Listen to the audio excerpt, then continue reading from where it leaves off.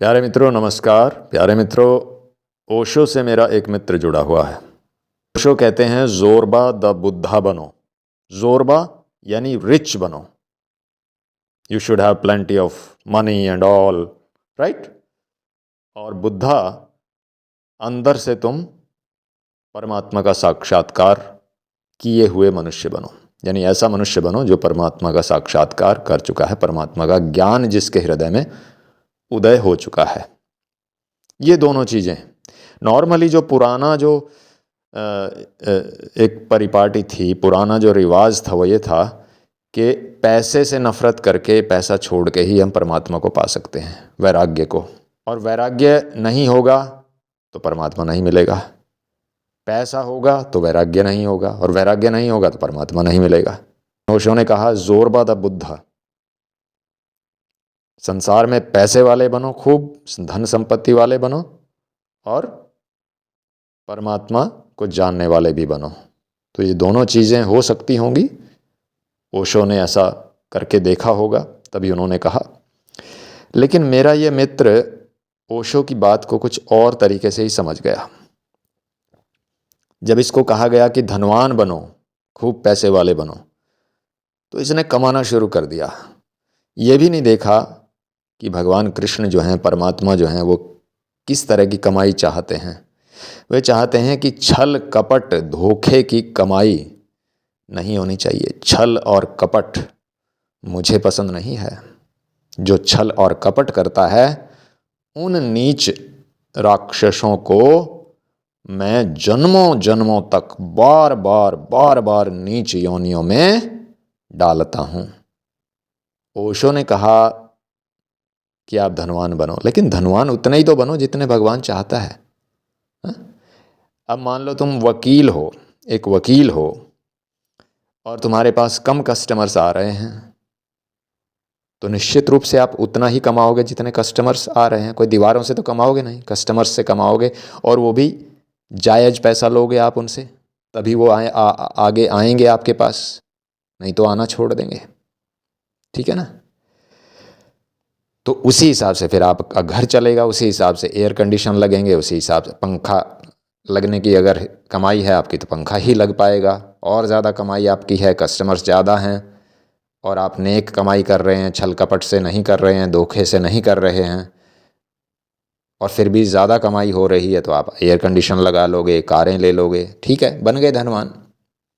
लेकिन उस वकील का क्या कहना कि जिसके पास कस्टमर्स भी कम आते हैं, और एक दिन कोई आया कि आप मेरा ये काम करवा दो, मैं आपको 10 लाख रुपए दूंगा।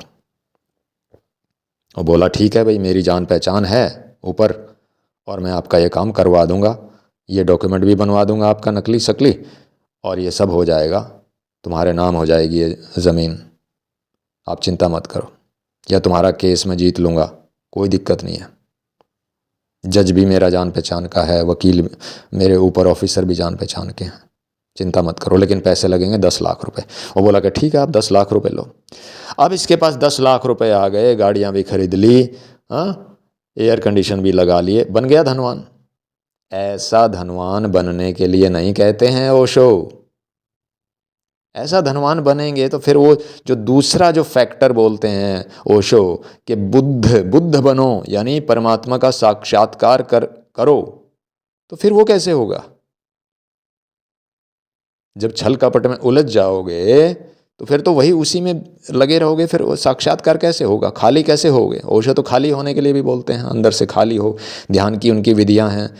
तो मैं ये कहना चाह रहा हूँ कि लोग बात को कैसे से कैसे समझ लेते हैं। इसीलिए ओशो कहा करते थे कि तुम मेरी बात को ये गलत समझोगे, इसलिए मैं तुम्हें दोबारा बता रहा हूँ। तुम ऐसा समझोगे, ऐसा नहीं है, इसलिए मैं फिर से बता रहा हूँ। ओशो के अनेक मैंने प्रवचन सुने हैं जिनमें ओशो ने बार बार कहा है कि तुम ऐसा समझोगे, मुझे पता है। उदाहरण के लिए मैं आपको बताता हूँ, जब भी ओशो प्रेम की बात करते हैं तो वो कहते हैं कि मैं इस सांसारिक प्रेम की बात नहीं कर रहा हूँ जो शरीरों में हो रहा है, शरीर एक दूसरे से लिपट रहे हैं। जब भी मैं प्रेम की बात करता हूँ, मैं उस आध्यात्मिक प्रेम, उस परमात्मा के प्रेम की बात करता हूँ जिसमें कोई ऐसी वासना तो हो ही नहीं सकती दूर दूर तक भी। फिर कहते हैं ओशो कहते हैं कि अब मैं फिर प्रेम की बात करने लगा हूँ, अब फिर तुम समझोगे कि मैं शारीरिक प्रेम की बात कर रहा हूँ, ये औरत से लिपटने की बात कर रहा हूँ। उनका कहने का मतलब ये है, मैं कुछ अपने शब्द मिला रहा हूँ बात को पूरा समझाने के लिए।